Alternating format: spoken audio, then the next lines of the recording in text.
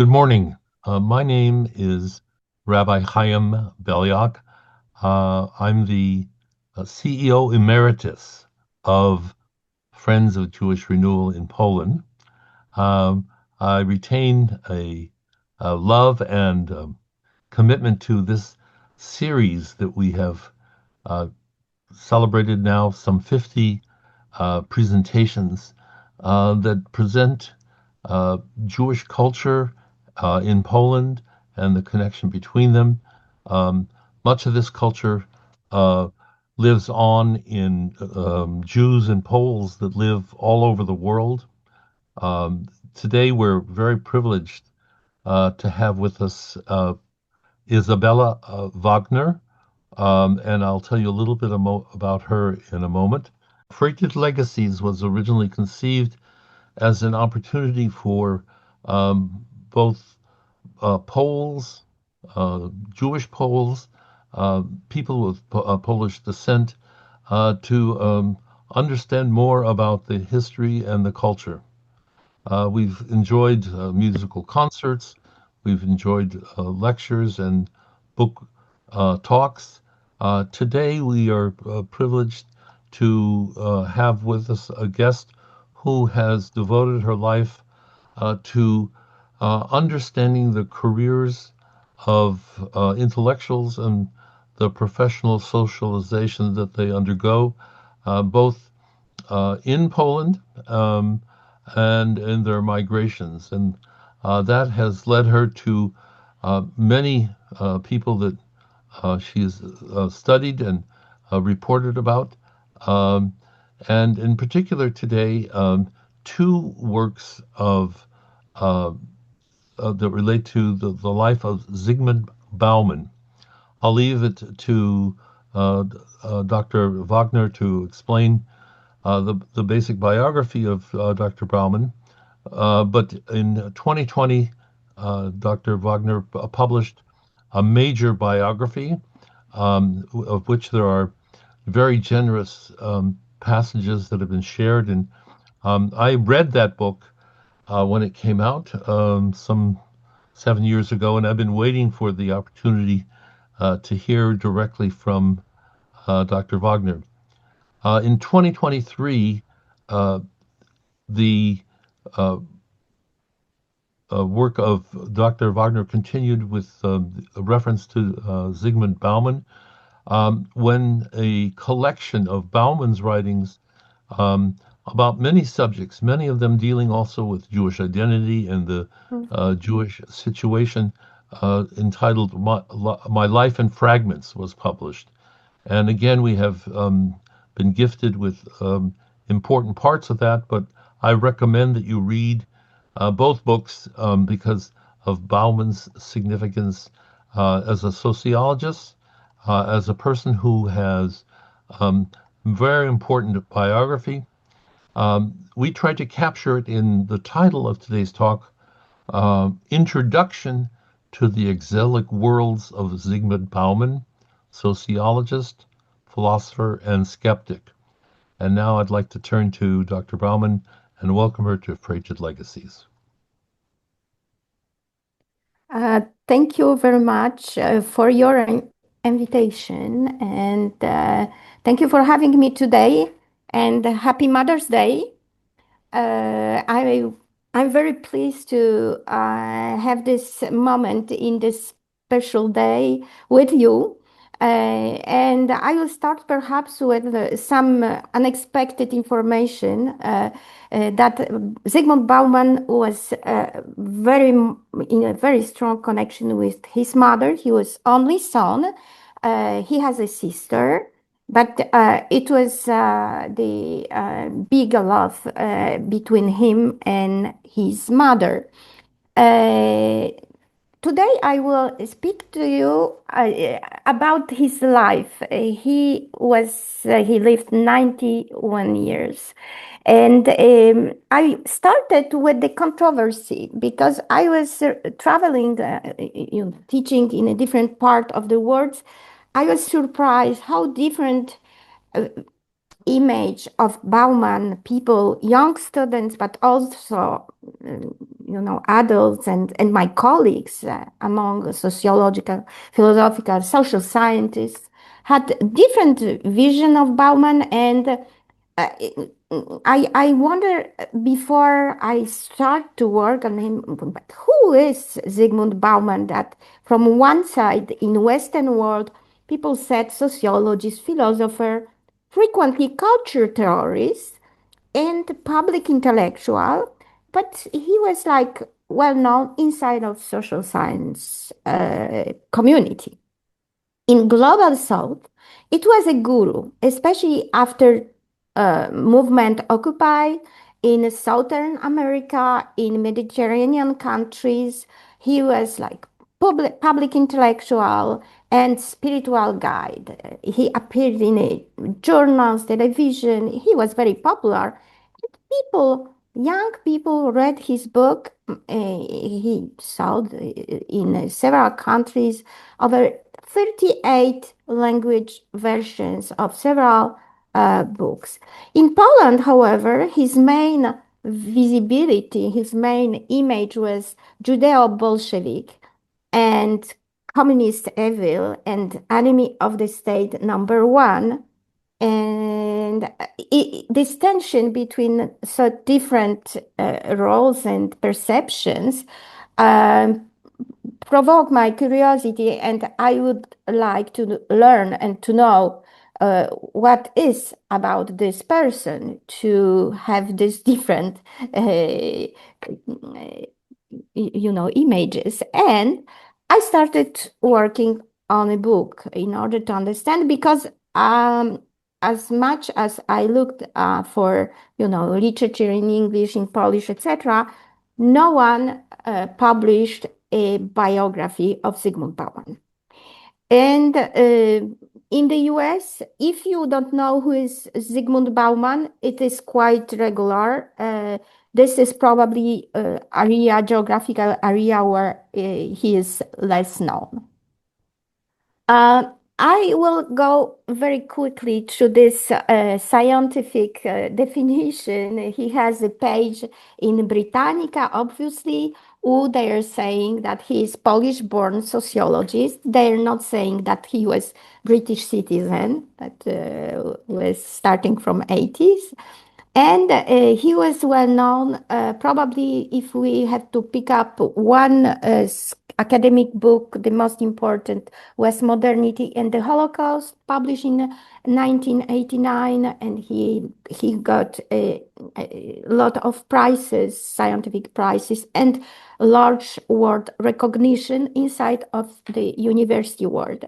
However, after he had this period when he started to publish as a retired intellectual, and it was what we are calling a liquid period, when he became famous on a global level. And before the sociologist working on his legacy, they're saying it was Polish period, because before 68, when he worked in Poland, lived in Poland. After his exile, it was British period. But in between one and other, it was 3 years of Israeli period, 68, 71. So regarding theories, sociological theories, he is eclectic. We are saying postmodernist. He invented liquid modernity. Liquid was the adjective which was added in several of his books, with love, with liquid management, etc., etc.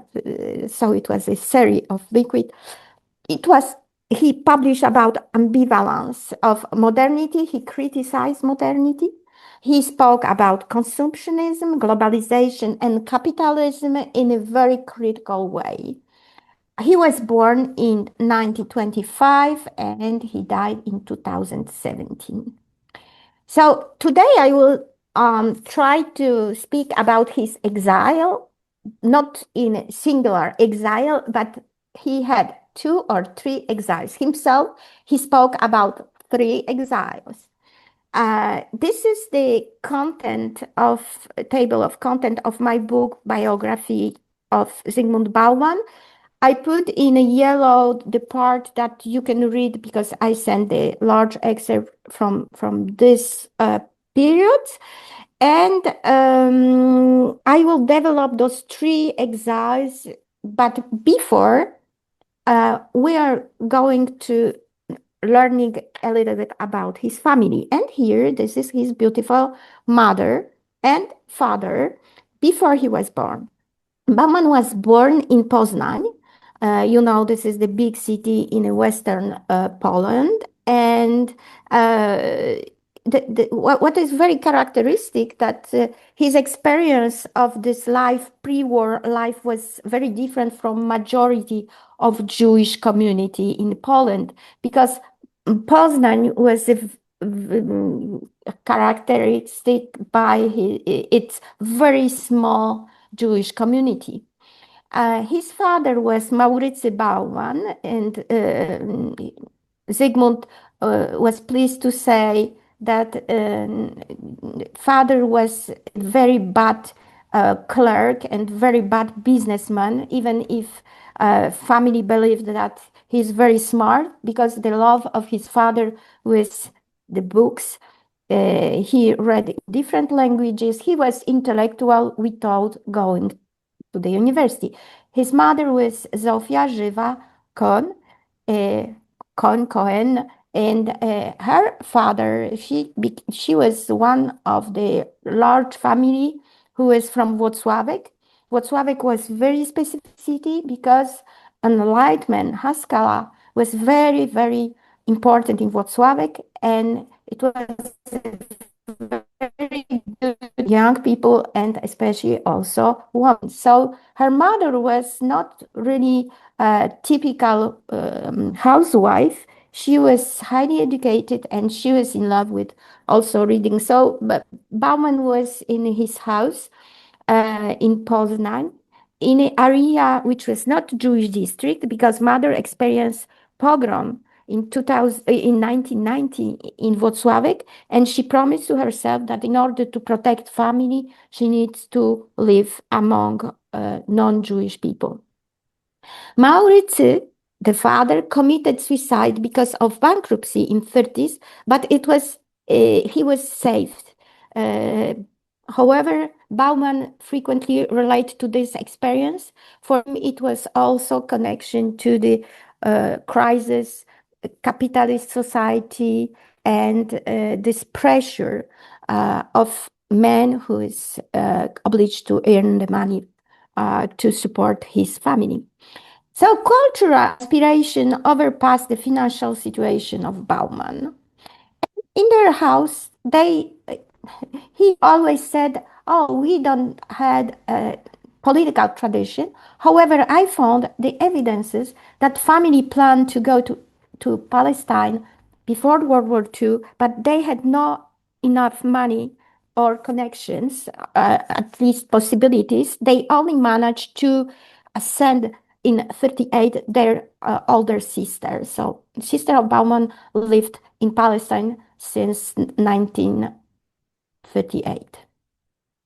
He experienced a lot of discriminations, and in the both books you can find the long testimonies by Bauman, and he is using beautiful language, and you can really experience also this fear and the discrimination which is provoking the sense of being second-rate person.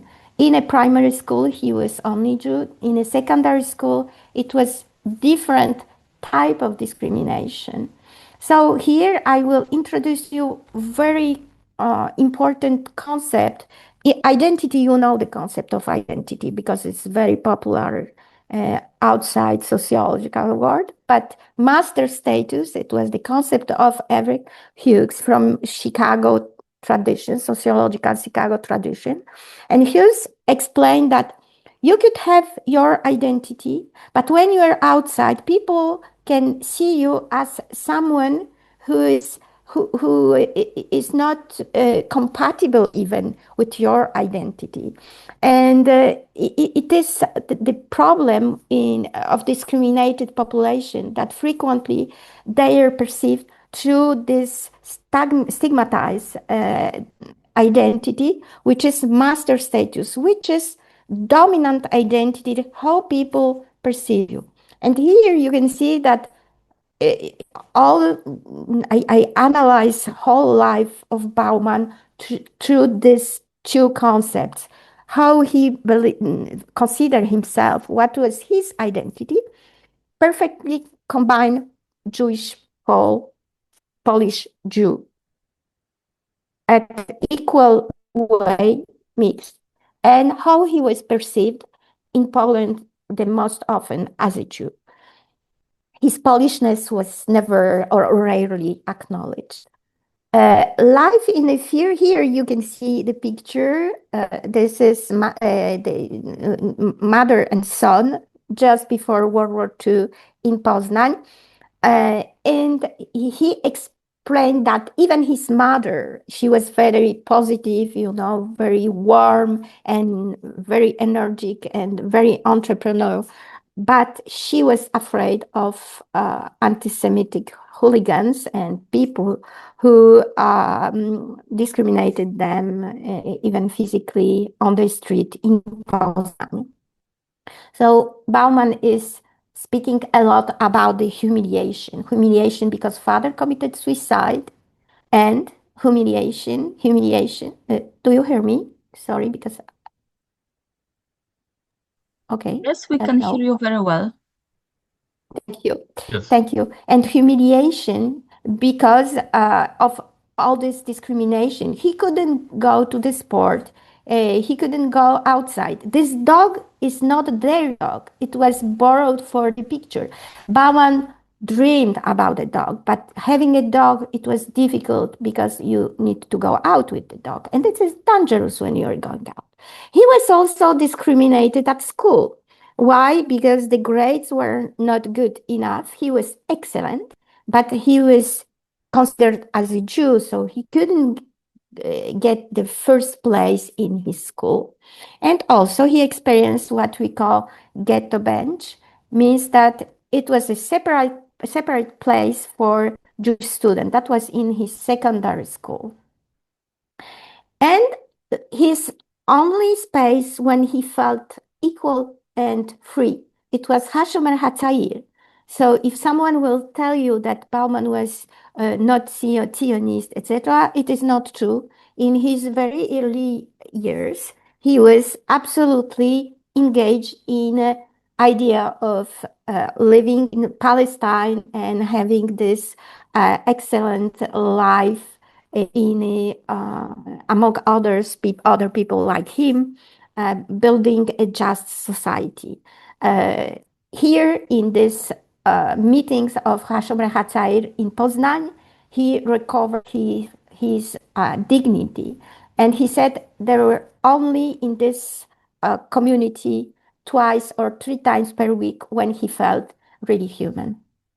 39, as you know, the beginning of the World War II, Poznan was attacked very quickly, and the family managed to escape to Włocławek, first of all.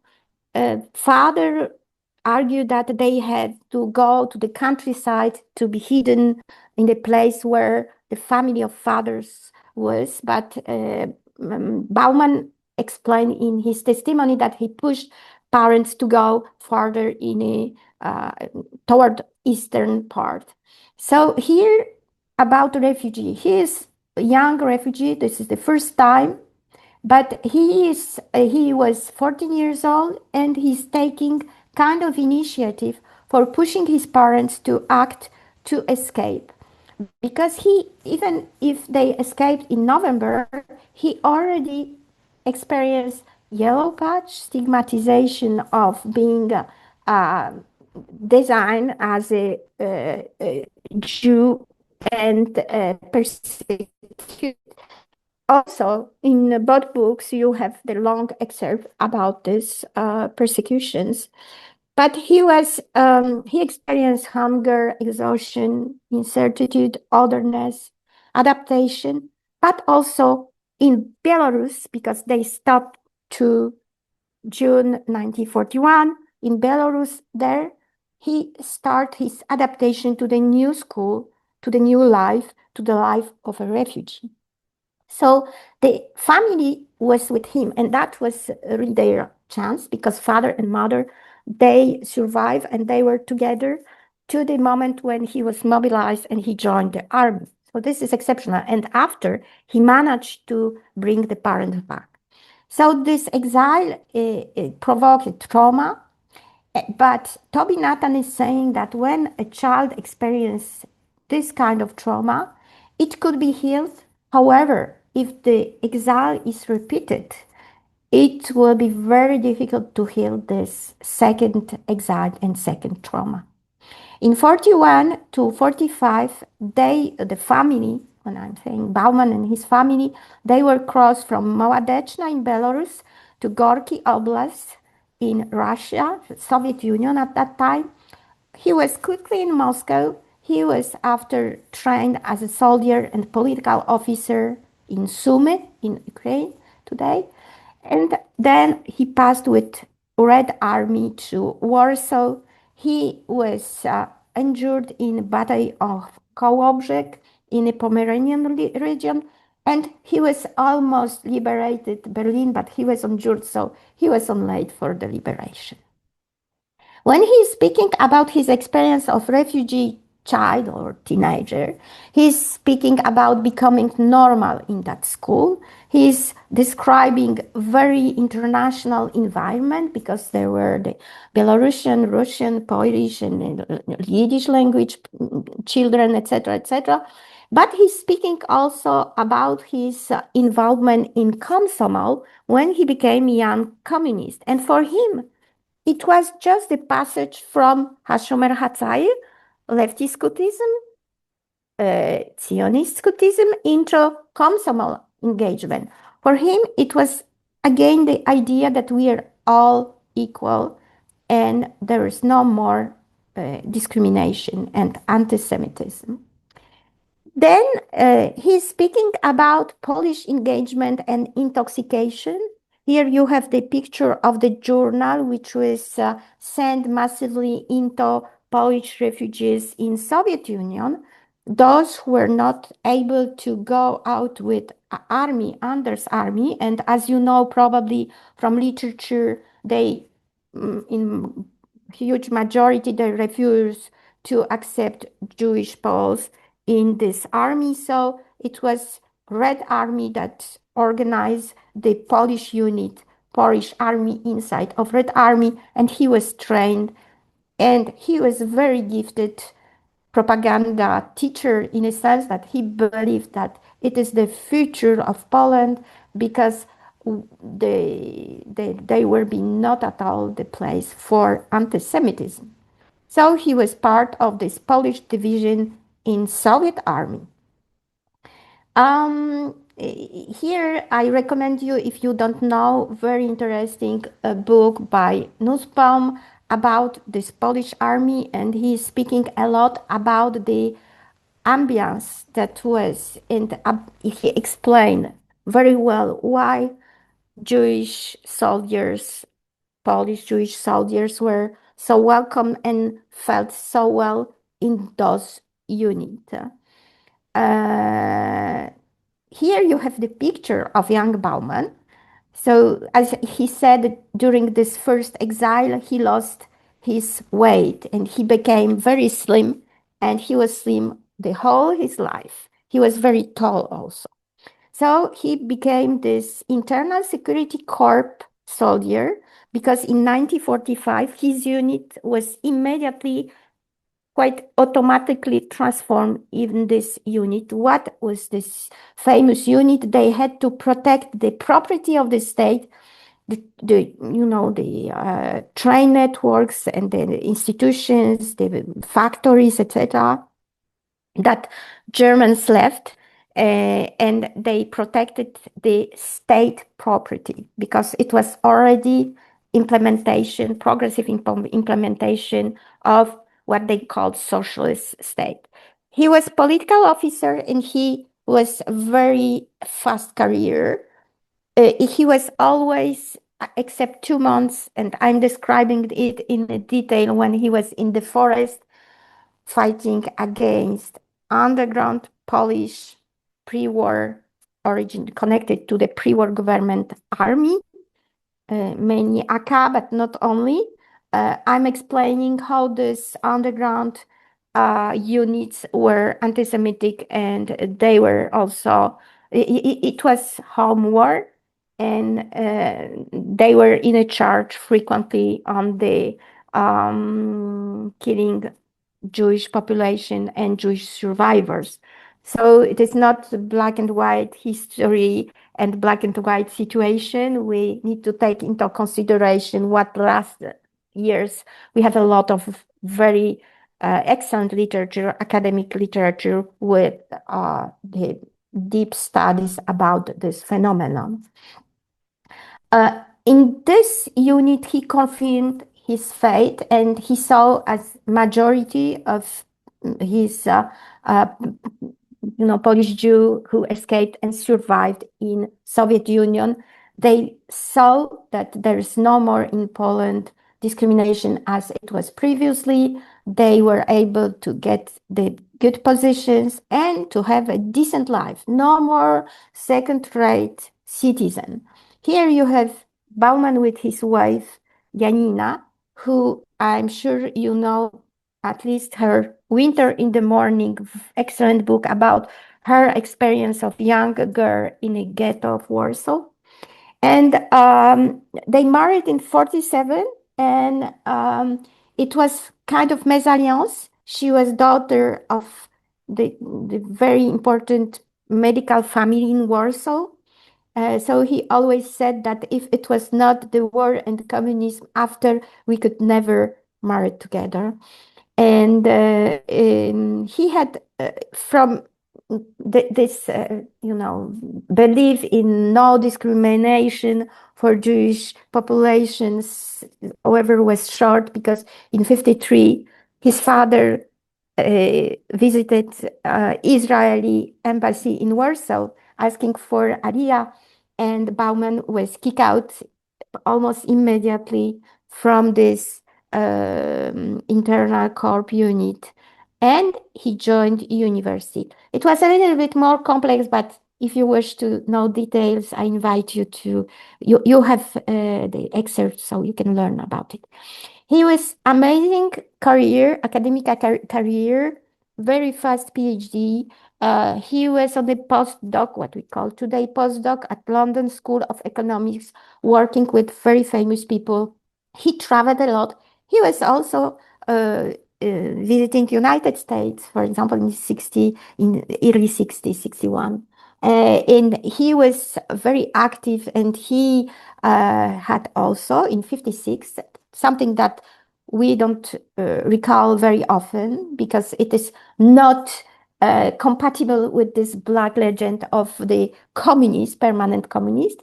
In 56, when it was October Tau, he was among very active also revisionist, and he never retracted his revisionist opinion. He was heavy critic of party bureaucracy. In 68, probably some of you can recognize this. On the left, it was the document. He was declared Zionist for the involvement in the students and also professors movement against this party dictatorship. And in 68, he became stateless. As you know, in 68, people who would like to live with the family, they should drop the Polish nationality. I was able, based on, he was very much spied on by Bezpieka, by Polish Secret Services. So I reconstructed this process detail by detail. in a book. And it is fascinating. I can promise you that we were able to see when he had the dinner in the restaurant with friends or with his wife, etc. What he, he gave the talk to students, what was the subject of the talks, etc. So it is fascinating, this archive of former secret services.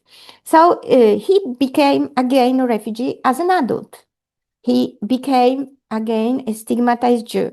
So this fate of the master status, Hegelian concept, is here very powerful.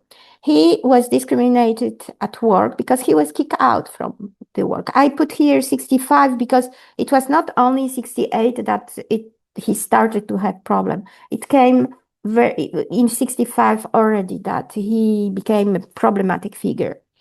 He was also, there is also a part of jealousy. He was very brilliant. He was excellent. And in my opinion, in academic environment, local Warsaw academic environment was not at all happy. Everyone was not happy with this amazing career. He his wife and children experienced also heavy antisemitism at work and at school. So they decided early in the spring in 68, go to Israel, especially because they had also her whole family was already in Israel for several years, and his sister was in Israel.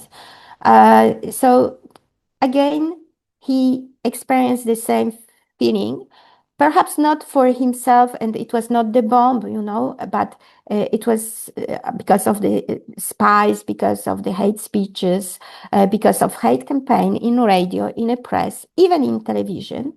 He was afraid that the family will be allowed to go out, but not him. So they experienced also provisory situation. I put here Sukkot, that we have to be always prepared for this kind of provisory situation. And also, he was obliged to adapt himself very quickly to the new situation. However, again, here, he was lucky. He was not alone. He was able to protect his wife and his three children. And the family together was able to rebuild their life in Israel shortly. Here you see the document of requesting the dropping the citizenship for his children. It was one-way ticket. He became number one on this list, undesirable people index. That means that when he left, he was sure that he will never be back to Poland. He was forbidden to go to the Eastern European country, and for example, he missed the conferences. He was censorship. That means that his books, everything that he published, was forbidden to cite, but also taken from the libraries, from the bookshop. Nobody could rely on what he did already in sociology, and it was the non-existent. He was condemned to non-existent. Here, this is the excerpt from his book when he's saying that exile robs the refugee of identity, and those robs them of trust, and those also of the faith that what one had acknowledged as true is true. And because of this faith serves as a protective shield for the knowledge of what constitutes truth and what does not, then sooner or later, exile will strip the refugee even of knowledge. And this deep understanding, I am strongly convinced that he took from this double experience of exile as a teenager, young teenager, and in extreme war conditions, and also when in 68 he's repeating again this situation is back. Here I'm recommending you Wasted Life, his book about exactly this. Homecoming is the situation when he's back suddenly in 68. So he was among one of the first to be back because he was invited by Mokrzycki and other sociologists of Polish Academy of Science.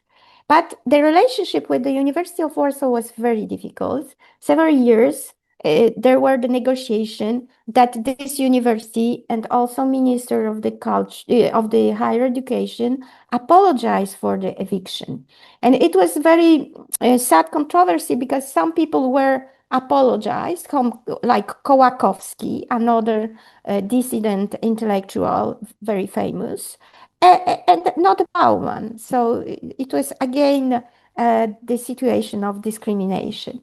In 2006, the people who recognize highly his work would like to offer him the honorary doctorate, honoris causa, at Warsaw University. It is not exactly honoris causa because he had his PhD at the same institution. And the process was launched and the process was stopped. And I was into the informal, even communication that shows us how deeply anti-Semitism and confirmation of this his participation in those communist units played a role. Like suddenly, everyone learned about his past, which is completely untrue. Because in the 50s, he came at the university with his military costume. So it was a lot of elements of this black legend are still alive, even at the university, where we have to checking and going, finding the evidences, as I did. Here you have this bulletin in 2006 when the historians who were working at the IPNN, Institute of National Remembrance, published just a part of these files proving that Bauman was a spy. But everyone who was involved in this kind of army, in this type of unit, was in this very close connection to the spying. But when you are digging really in the documents, you see that his spying work was not really efficient. So, Third Exile is Bauman's uh, himself called it. When he came in 1988, it was even a moment that he and his wife thought that they will move back to Warsaw. I'm sorry. But they were at that time already from 71 in Leeds, where he was director of the department and he was a very famous sociologist. So it was difficult. He came from time to time. But progressively, his visits provoke a lot of manifestation of extreme right, far right, neo-Nazi young people. And it came to the situation that they blocked his public speeches.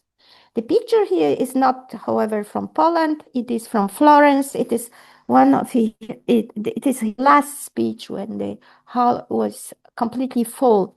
He was really, it is exceptional for a public intellectual to get this large audience. In Italy, he was very famous and he is still. However, in Poland, the last visit was took place in 2013 when in Wrocław it was a huge scandal with these extreme right people. It was even dangerous. They came to the university, manifested, and he was completely shocked. After he published his last book, Retrotopia, which was published in 2017, was just inspired by these events. And it was the year when Bauman, I interviewed him 3 months after, and he decided to never be back to Poland. And he wrote to people who were his friends that he felt really first time expelled from his country.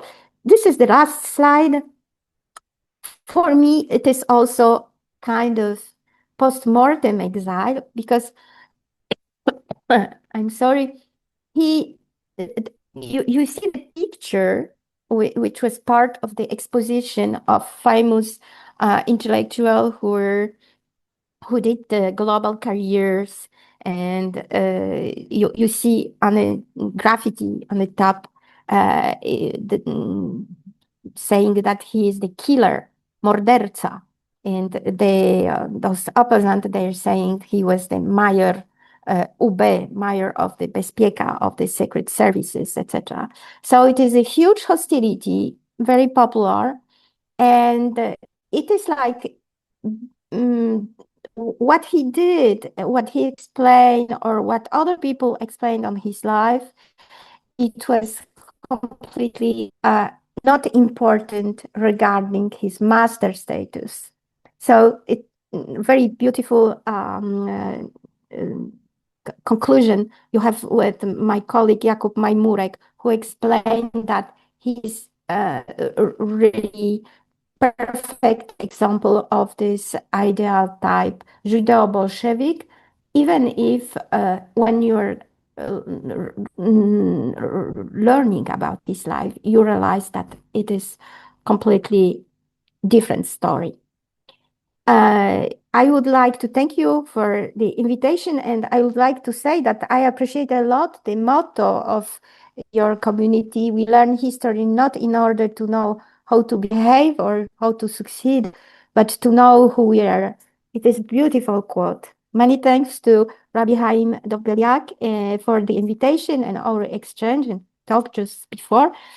And also, I would like to thank organizers and translator Dominika Zakrzewska, Marek Jeżowski, Marzena Szymańska, and Jonathan Cohen.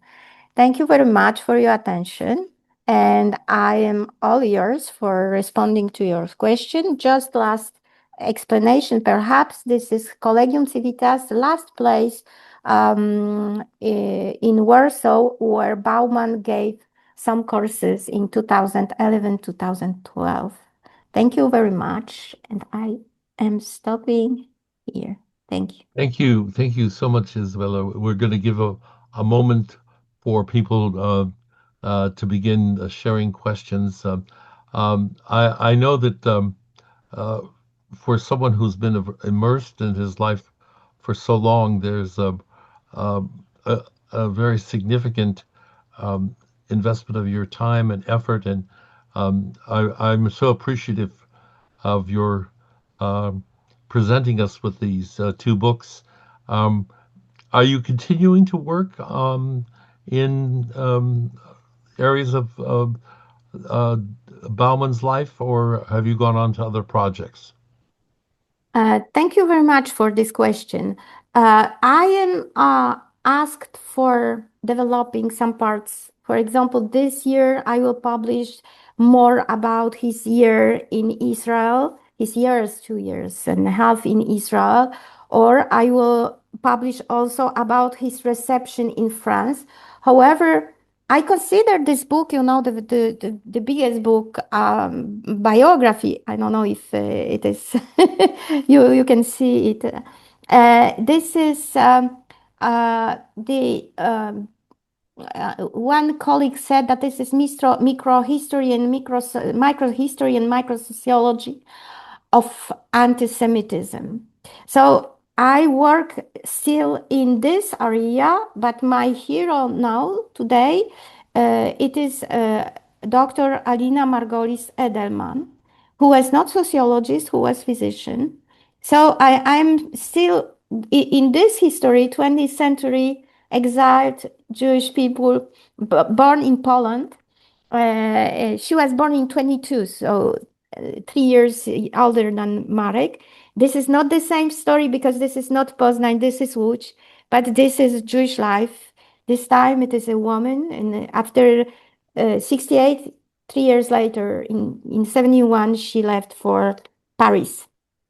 So, but this is Yes, the life in exile still. my first day 15 years ago, 16 years ago, in Poland was attending the funeral of Mark Edelman, and his wife came from Paris to attend as well.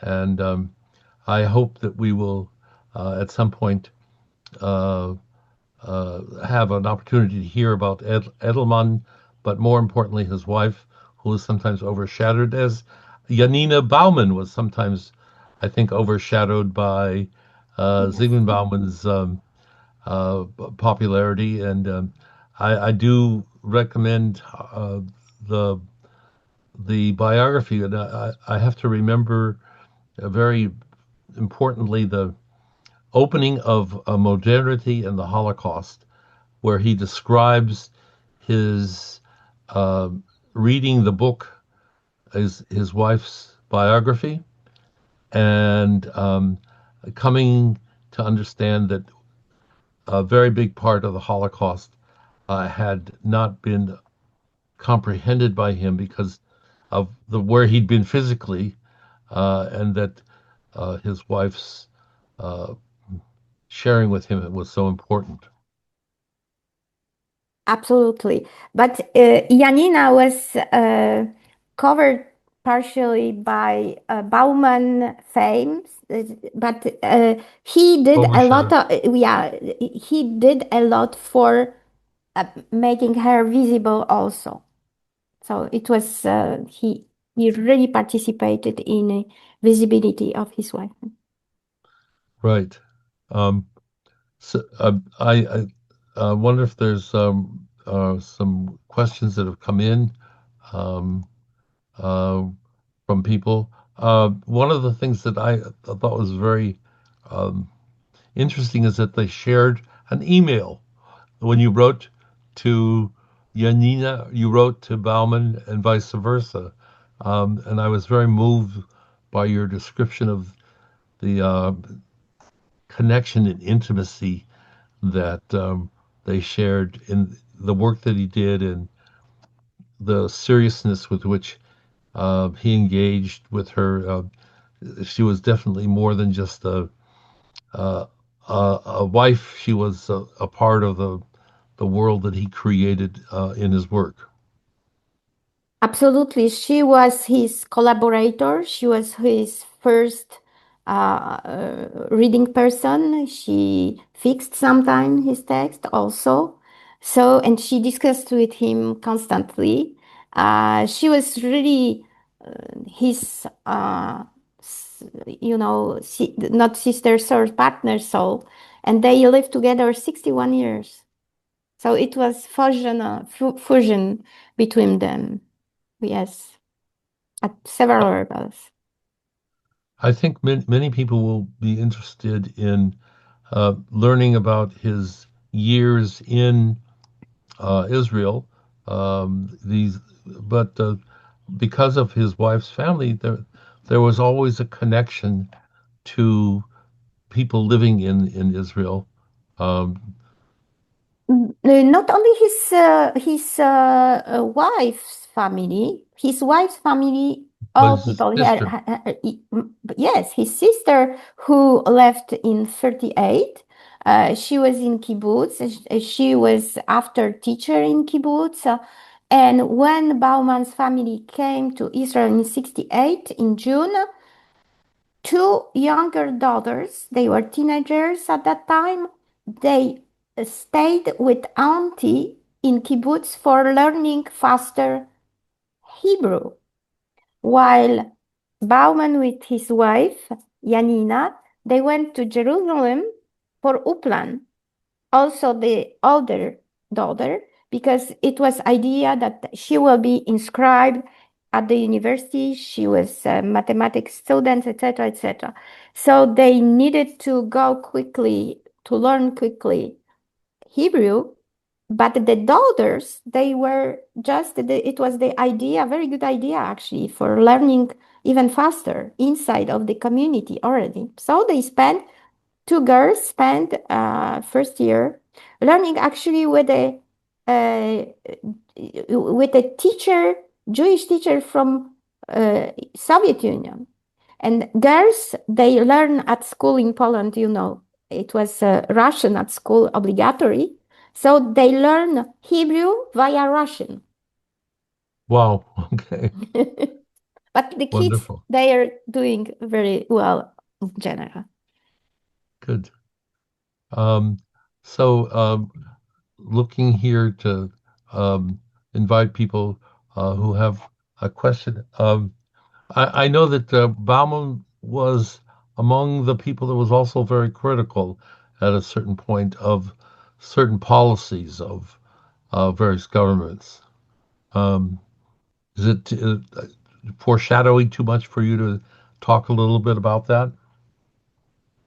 No, I think that depends. I think that he was always, we can say, lefty. He's saying that I was when I was young, I was communist. After I became socialist, and I assumed this. And when he came to Israel, he supported binational state. It was Binational. not binational, sorry, yes, binational, not double state, but binational state. And he was very close to this party of workers, mixed Arab and Jewish workers.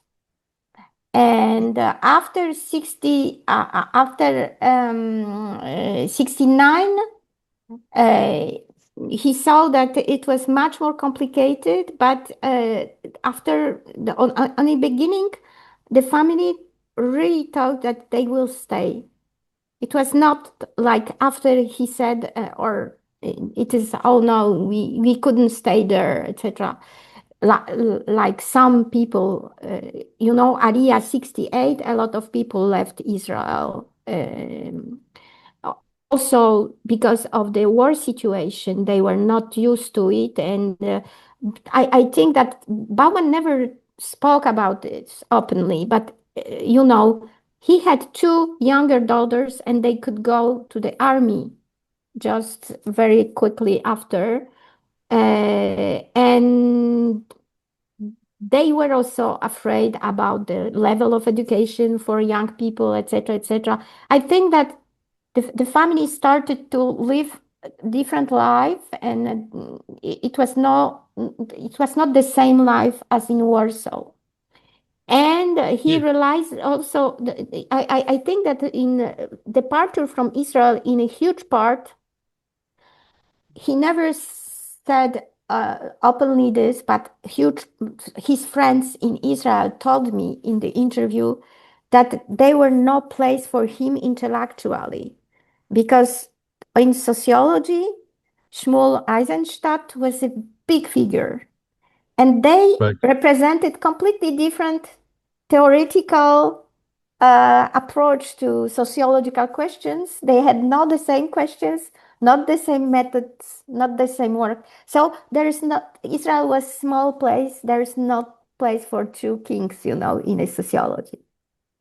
I So have to say that I had my first lectures with Eisenstadt in sociology. So, yes, it was a different world, and was more statistically um, yes, it connected was, yes, quantitative methods. Though Bauman wrote in quantitative methods in his Polish period. Um, exactly.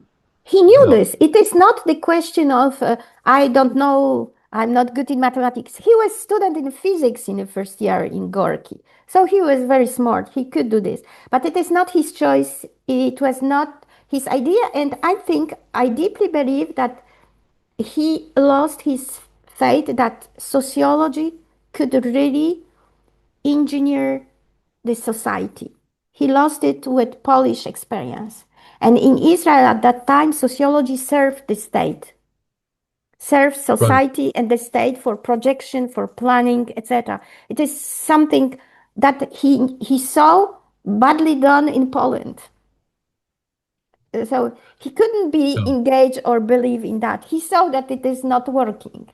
But in Israel, I, it worked.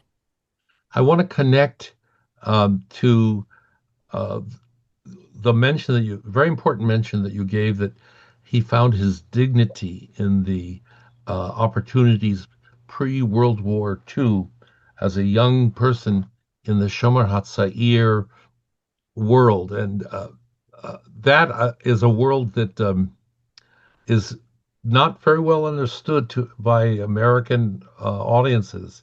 It had a very strong um, discipline and moral code with a great optimism about the kind of person people could become. There was um, a real effort to develop honor codes and conduct that was quite unusually uh, evocative of what I would call a secular religion, with a very serious commitment to bettering the world. Yes, you are absolutely right, and we can see that Bauman was not from very religious family. He had his bar mitzvah. He was perhaps sometimes in a attended synagogue, but his father was. They were not really deeply practicing.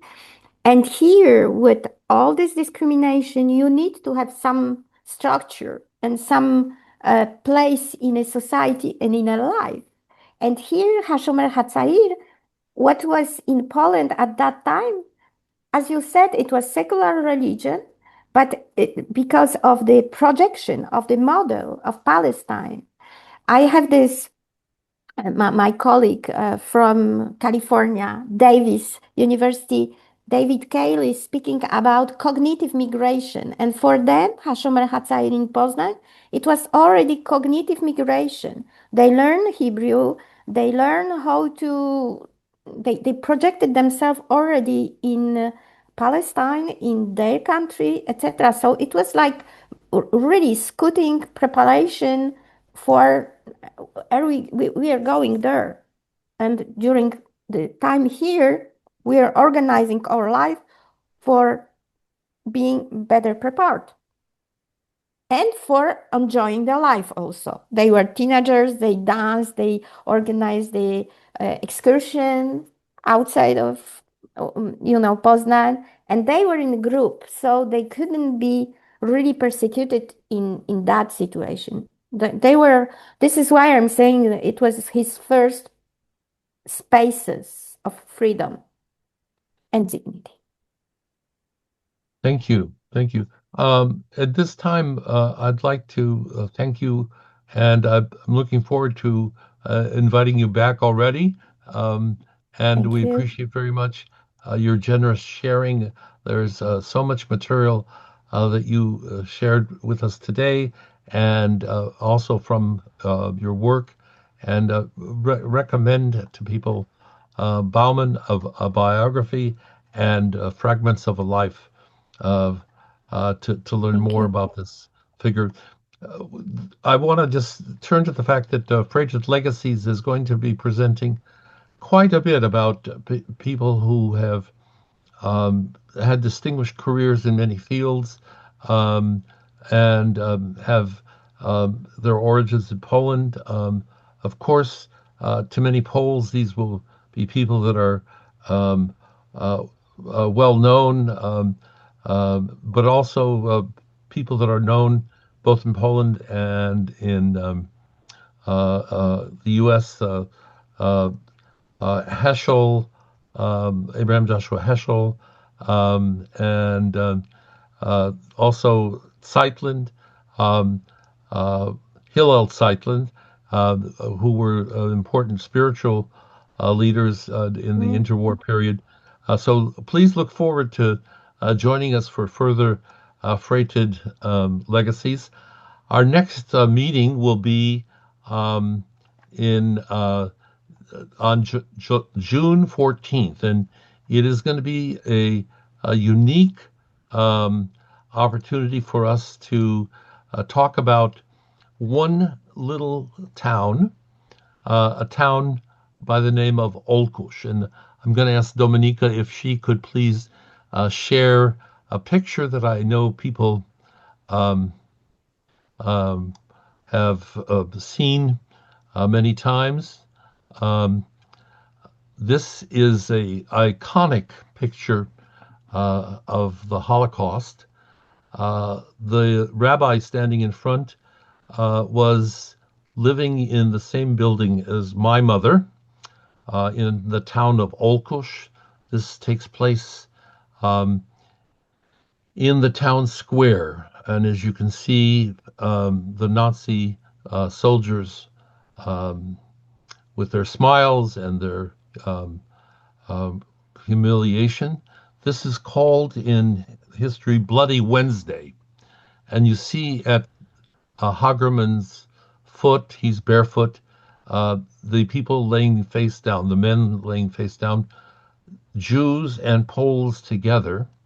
Um, and this picture has become an iconic picture that we'll be talking about, as well as we'll be um, previewing an 800-page work that was done um, by a resident from uh, Olkush, Catholic man, uh, that gives a description of each family, street by street, with many pictures, many references, that is now being translated from Polish, where it is about 800 pages. In the English version, it'll be about 900 pages. So our meeting on June 14th will be on the day in which the Jews of Olkush were sent to Auschwitz, but it will also allow us to meet some of the current residents of Olkush who have preserved the memory of Jewish life, uh, and we look forward to uh, introducing you to them and also to the historian who is teaching at Bar Ilan University and wrote about Rabbi Hagerman, whose picture you see here. And we think that this will be an opportunity for people to actually um, make some connections.